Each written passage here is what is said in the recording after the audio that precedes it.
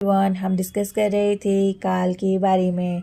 इससे previous videos में हमने जाना था काल किसे कहते हैं तथा काल के भेद के बारे में। काल 3 प्रकार के होते हैं: भूतकाल, वर्तमान काल तथा भविष्य काल। भूतकाल तथा उसके भेदों के बारे में हमने चर्चा प्रीवियस वीडियोस में की थी। आज हम चर्चा करेंगे वर्तमान काल के बारे में। सबसे पहला क्वेश्चन यह है कि वर्तमान काल किसे कहते हैं?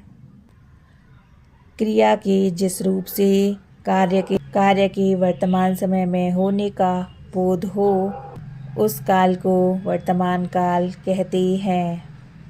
उदाहरण के तौर पर वाक्य हैं: गीता खेल रही है, कनिका पढ़ रही है। उपयुक्त वाक्यों में खेल रही है तथा पढ़ रही है आदि क्रियाएं अभी चल रही हैं और इनमें इनके वर्तमान काल का बोध हो रहा है। अब हम बात करेंगे वर्तमान काल के भेद के बारे में। वर्तमान काल के 3 भेद होते हैं: सामान्य वर्तमान, अपूर्ण वर्तमान तथा संदिग्ध वर्तमान।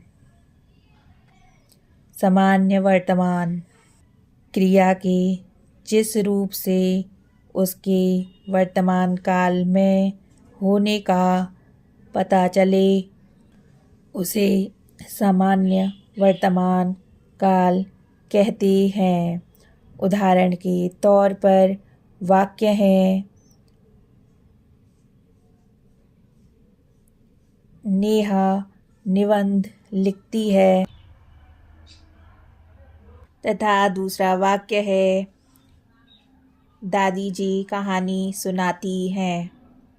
उपयुक्त वाक्यों में प्रयुक्त क्रियाएं लिखती हैं, सुनाती हैं से क्रिया का सामान्य वर्तमान में होना प्रकट हो रहा है, अतः ये क्रियाएं सामान्य वर्तमान काल में हैं।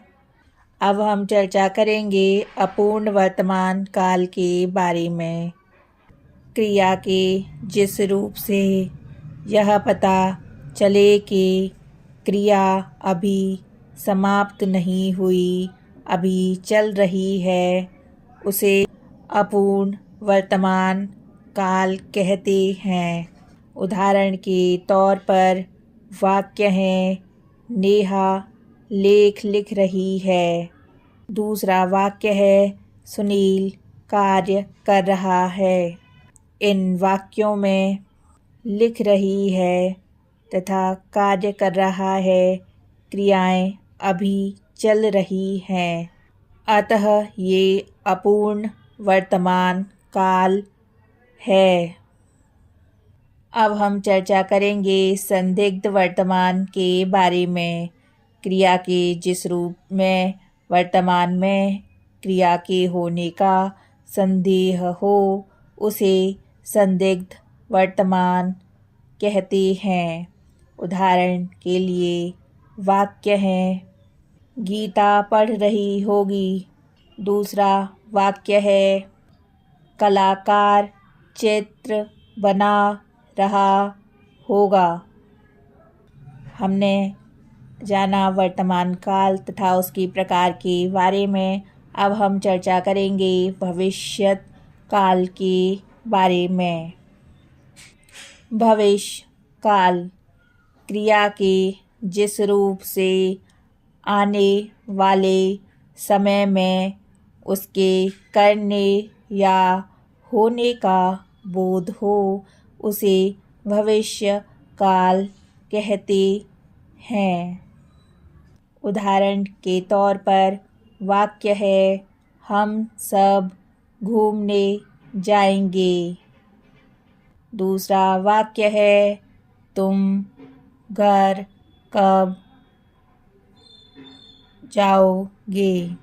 उपयुक्त वाक्यों में जाएंगे तथा जाओगे क्रियाओं से इनके भविष्य में होने का बोध होता है, अतः ये भविष्यकाल के उदाहरण हैं।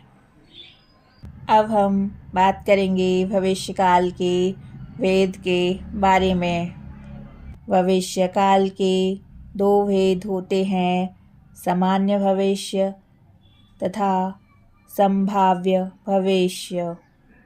सबसे पहले हम जानेंगे कि सामान्य भविष्य क्या होता है। क्रिया के जिस रूप से आने वाले समय में क्रिया के होने का बोध हो, उसे सामान्य भविष्यकाल कहते हैं। उदाहरण के लिए वाक्य है, गीता पाठ पढ़ेगी।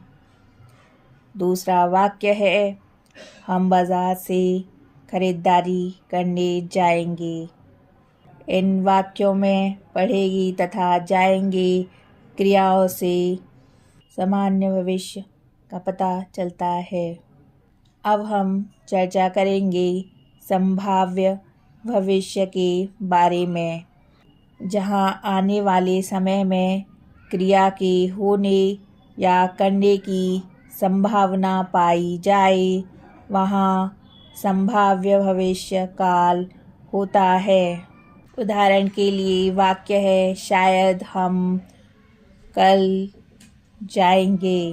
दूसरा वाक्य है, शायद अतिथि कल आ जाए। यह संभाव्य भविष्य काल बताते हैं। तो हमने जाना क्रिया के होने या करने के समय को काल कहते हैं। काल के 3 भेद हैं, भूतकाल, वर्तमान काल तथा भविष्य काल।